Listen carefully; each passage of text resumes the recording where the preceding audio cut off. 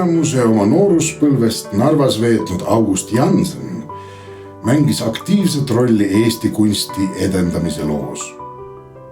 Paljud tema teosed hävisid Kadriorus asunud stuudiopõlengus, kuid maal Narva Hermanni linnus oli selleks hetkeks juba leidnud tee erakoguja kätesse ning on seetõttu säilinud.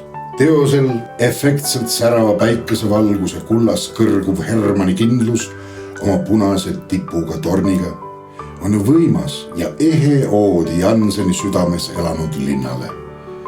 Vaatamata sellele, et 1934. aastal oli Jansen juba küpses keskeas, kannab teos endas nooruslikkust ja romantikat.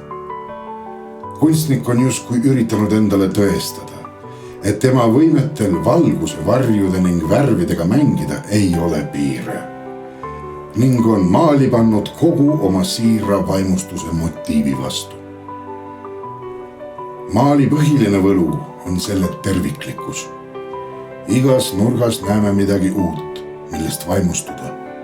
Esiplaanil särav lillemeri, all vasakul varjudega mänglev jalgtee, ülal Aleksandri kirik ning jugendelementidega puude allee.